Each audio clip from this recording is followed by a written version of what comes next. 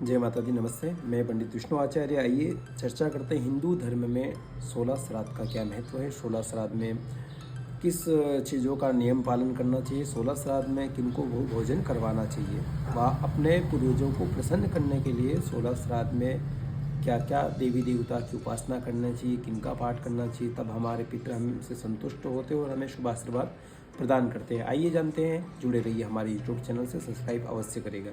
श्राद्ध कर्म 16 श्राद्ध जो होते हैं वो हमारे पूर्वज व पितरों के लिए निहित होते हैं।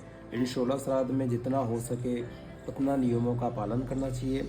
16 श्राद्ध के अंतर्गत आने वाले नियमों के बारे में भी जानेंगे।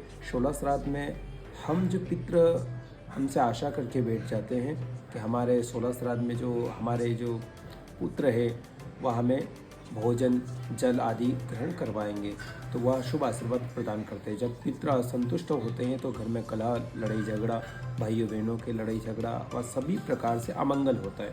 और जब पितृ प्रसन्न होते हैं तो उसे व्यक्ति को सभी प्रकार से उन्नति यानी सभी प्रकार से उसका कार्य बनता है। जब पितृ संतुष्ट हो जाते हैं तो 80% घर का कार्य वो चलाते हैं। अगर वही रुष्ट हो जाते हैं तो सारे परिवार में कला ही बनता है। आइए जानते हैं पितृ पक्ष। आयु प्रज्ञा धनम विद्या स्वर्ग मोक्ष सुखानि च प्रपंचन्ति तथा राज्यम पितृ श्राद्ध तर्पिता। अर्थात पितृ श्राद्ध तर्पण से संतानों को धन संपत्ति, विद्या, दीर्घायु व राज्य प्रसन्नता, साथ साथ स्वर्ग मोक्ष आदि की भी प्राप्ति होती है।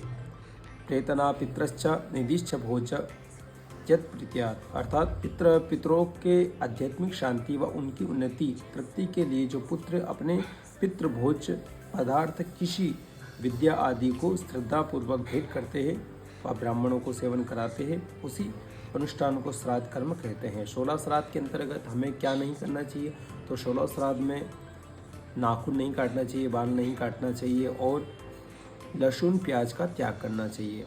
यह चीज़ों का उपयोग नहीं होता है। 16 श्राद्ध में हम भगवान नारायण के प्रति विष्णु सहस्त्रनाम का गीता पाठ, विष्णु सहस्त्रनाम के पाठ कर सकते हैं।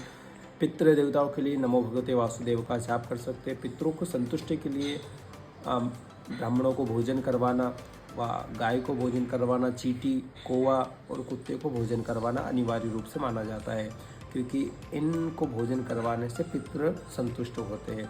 तो इन 5 का महत्व रहता है, 5 को भोजन करवाना चाहिए। गरीबों को श्राद्ध में क्या करें क्या नहीं करें। पद्म पुराण और मनुस्मृति के अनुसार श्राद्ध संपन्न करते समय दिखावा प्रदर्शन बिल्कुल नहीं करना चाहिए। ऐसा करने से श्राद्ध का फल नहीं मिल पाता है। श्राद्ध कर्म सदैव पूर्ण एकांत स्थान या नदी तट पर बैठकर गुप्त रूप से किया जाता है। अगर अपने घर पर भी करें तो उसे गुप्त रूप से ही करना चाहिए। श्राद्ध के दिन घर में दही नहीं बिलोना चाहिए और ना ही उस दिन घर में चक्की जलानी चाहिए। श्राद्ध के दिन अपने बाल भी नहीं कटवाने चाहिए। श्राद्ध में 3 वस्तुएं अति पवित्र मानी गई हैं। पहली दुहिता पुत्र तिपकाल दिन का 8वां भाग और काले तिल अंत में। श्राद्ध के समय इनका प्रयोग करना चाहिए। श्राद्ध और पितृ पूजा में कुशा का भी विशेष महत्व रहता है। श्राद्ध तर्पण और पिंडदान करते समय तुलसी का प्रयोग करने से पितृ अति प्रसन्न होते हैं। श्राद्ध के निमित्त सामग्री सात्विक ब्राह्मण को ही अपने घर भोजन के लिए आमंत्रित करना चाहिए। भोजन के समय पितृ सूक्त का पाठ करवाना चाहिए और गीता पाठ आदि। श्राद्ध पक्ष में पूरे पक्ष के दौरान अपने भोजन करने से पूर्व गोग्रास के रूप में गाय को रोटी अवश्य निकालनी चाहिए।